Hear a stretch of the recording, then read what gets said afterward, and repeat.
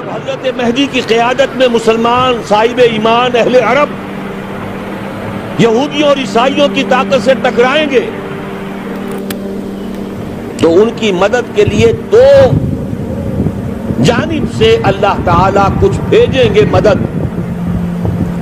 ایک تو آخری مرحلے میں مدد آئے گی حضرت مسیح عیسیٰ ابن مریم کا نزول، جو یہودیوں کی طرف رسول بنا کر بھیجے گئے تھے. انہیں یہودیوں نے اپنے خیال میں سولی پر چڑھا دیا، لیکن اللہ نے فرمایا وما صلبوہ وما قتلوہ ولکن شبہ لہم بل رفعہ اللہ الیہ. اللہ تو اپنی طرف اٹھا کر لے گیا. اور احادیث صحیحہ جو کہ ہمارے ہاں متواترہ کے درجے میں، وہ احادیث جو صحیح ہیں کی ہیں، ان سے ثابت ہے کہ حضرت عیسیٰ ابن مریم دوبارہ زمین پر آئیں گے. اور یہودیوں کا سب سے بڑا سرغنہ جو خود مسیح ہونے ہی کا دعویٰ کر رہا ہوگا، مسیح الدجال، اسے حضرت مسیح قتل کرے. لیکن ایک دوسری حدیث سے معلوم ہوتا ہے کہ مشرق سے فوجیں آئیں گی حضرت مہدی کی مدد کے لیے. یخرجون ناس من المشرق یؤدون للمہدی یعنی سلطانہ. مشرق کی طرف سے فوجیں آئیں گی کہ جو مہدی کی حکومت کو مستحکم کریں گے. خراسان کا لفظ آتا ہے ایک دوسری حدیث میں. خراسان سے سیاہ عالم چلیں گے، انہیں کوئی نہیں روک سکے گا یہاں تک کہ وہ یروشلم میں جا کر رسم ہو جائیں گے. اور حضور کے زمانے میں اچھی طرح سمجھ لیجئے، ہند کسے کہتے تھے حضور کے زمانے میں؟ پاکستان ہند میں شامل نہیں تھا. سندھ و ہند، سندھ ایک مکمل ملک تھا، ہند اس کے بعد شروع ہوتا تھا. یہ راجپوتانے کا اور تھر کا ڈیزرٹ جو ہے، اس سے آگے جو ہندوستان ہے وہ ہند تھا.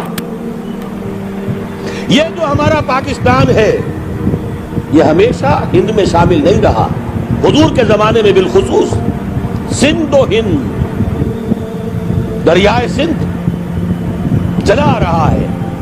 یہ ساری ٹریبیوٹریز جو پنجاب کے اندر اس کی ہیں، یہ سب ایک علیحدہ ملک ہے جو اس زمانے میں سندھ کہلاتا تھا. اور نمبر 2 یاد کیجئے، اس زمانے میں خراسان ایک علاقہ تھا جس میں موجودہ افغانستان کا 2/3، تھوڑا سا حصہ ایران کا، اور جہاں تک میں تحقیق کر سکا ہوں آج تک پاکستان کا بھی علاقہ، خاص طور پر مالاکنڈ ڈویژن جو خراسان میں شامل ہے.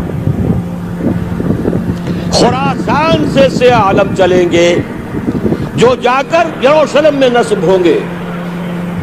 یہاں بھی ایک نقطہ نوٹ کر لیجئے، پہلے بھی یروشلم ہم سے چھینا تھا. کس نے چھینا تھا؟ عیسائیوں نے، کروسیڈرز. واپس کون لیا؟ کس نے لیا؟ عربوں میں دم نہیں تھا، عرب عیاشیوں کی وجہ سے کھوکھلے ہو چکے تھے. واپس لینے والا صلاح الدین ایوبی، کرد خون. اب دوبارہ یروشلم لیا جا چکا. چھینا کن سے گیا؟ عربوں سے. عرب واپس لے سکتے ہیں؟ کوئی اندیشہ اگر ہو سکتا تھا عراق کے بارے میں کہ شاید اس کے ایٹمک دانت نکل آئے، جو سازش کی گئی، جس طرح اس احمق اور پاگل صدام حسین کو دام میں پھنسایا گیا.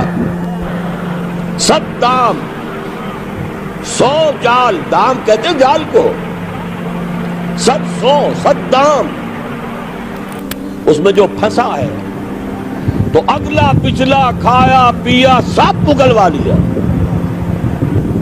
اور ہے ہی کون؟ اس کے پاس ایٹمک ہتھیاروں کا ذخیرہ موجود ہے، اور کسی کے وہ ایٹمک دانت بھی نکلنے نہیں دے رہے. پاکستان کے اوپر کتنا دباؤ، اور ہمیں نہیں پتا کتنا کچھ دباؤ قبول کیا جا چکا. یہ تو سبھی مانتے ہیں. گیپ کر دیا گیا، روک دیا گیا، آگے تو نہیں بڑھ رہا، یہ تو سبھی مانتے ہیں. رول بیک بھی ہو گیا یا نہیں کچھ پتہ نہیں، لیکن کسی صورت یہ نہیں تسلیم کریں گے، قبول کریں گے کہ کسی مسلمان ملک کے پاس ایٹم بم آ جائے. یہودیوں کے پاس ذخیرہ موجود، سب جانتے ہیں. بہرحال یہ جان لیجئے اس علاقے سے امید ہوتی ہے. سندھ اور خراسان حالات بہت خراب ہیں ہمارے، اور حالات بہت خراب ہیں افغانستان کے بھی، لیکن حالات کے بدلتے اللہ تعالیٰ کی مشیت کے تحت دیر نہیں لگا کرتے. سیرت نبوی میں مجھے نظر آتا ہے سن 10 میں 10 نبوی ہجرت سے 3 سال پہلے 2.5 سال پہلے کہیں سے کوئی امید کی کرن نظر نہیں آتی تھی کہ عرب میں اسلامی حکومت قائم ہو جائے گی. 10 برس ہو چکے محمد الرسول اللہ کو دعوت دیتے ہوئے، اور ابھی تک بمشکل 125 آدمی ہے. اپنے بل پر اپنے طاقت پر مکے میں رہ بھی نہیں سکتے.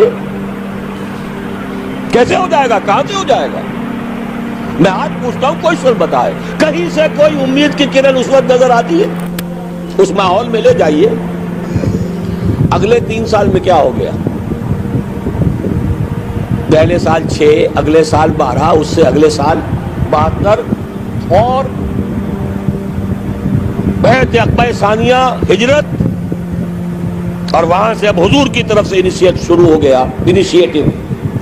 تو ہم نہیں کہہ سکتے اللہ تعالیٰ کی قدرت، اللہ کی مشیت. یہ یقین ہے کہ دنیا کے خاتمے سے پہلے نظام خلافت قائم ہوگا، اور تمام دنیا میں ہوگا. ظاہر ہے کہیں پہلے کسی ایک جگہ سے ہوگا، جیسے حضور کے زمانے میں ہوا. اگر بیک وقت پوری دنیا میں ہو سکتا تو حضور کے دست مبارک سے ہوتا. اگر حضور کے دست مبارک سے بھی ایک ملک میں ہوا، جزیرہ نما عرب میں ہوا، پھر حضور کے امتی ہے نا، ابو بکر ہے، عمر ہے، عثمان ہے، صحابہ کرام کی فوجیں نکلی ہیں، امتی ہے. امتیوں کے ہاتھوں اس کی توسیع ہوئی. اب بھی یہی ہوگا، کسی ایک علاقے میں ہوگا. میرا گمان ہے، میں یہ یقین سے نہیں کہہ سکتا. گمان بھی میرا ان احادیث کی روشنی میں ہے جو میں نے آپ کو بتا دی اور موجود ہے اس کتاب کے اندر. علامہ اقبال نے بھی انہی کے حوالے سے کہیں کہا ہے، میرے عرب کو آئی ٹھنڈی ہوا جہاں سے، میرا وطن وہی ہے، میرا وطن وہی. اس علاقے سے کچھ ہونے والا ہے اور ہوگا انشاءاللہ. میری زندگی میں نہ ہو، آپ کی زندگی میں نہ ہو، کوئی پرواہ نہیں. حضرت حمزہ تو شہید ہو گئے غزوہ احد میں. 5 سال کے بعد حضور مکے میں داخل ہوئے ہیں فاتح کی حیثیت سے. حضرت حمزہ کی نگاہوں نے، ان آنکھوں نے تو نہیں دیکھا، عالم ارواح میں اللہ نے کیا مشاہدہ کرایا ہوگا انہیں، وہ تو ہمیں معلوم نہیں. بعض صحابہ شہید کر دیے گئے مکے ہی میں. بہت بڑی کامیابی. اپنی جان لگا دیں، اپنے آپ کو کھپا دیں، اپنے آپ کو مٹا دیں. جس طرح روڑی کوٹ کر بنیادوں میں بھر دی جاتی ہے، ہماری ہڈیوں کا چورا بنا کر اور ہمارے خون کے اندر اسے گون کر اگر وہاں ڈال دیا جائے، اس سے بڑی سعادت کوئی نہیں. اس پر تعمیر ہو خلافت علی منہاج النبوہ کی، ہم اس کی بنیاد کے اندر دفن ہو جائیں، یہی بہت بڑی سعادت ہے. لیکن یہ ہوگا.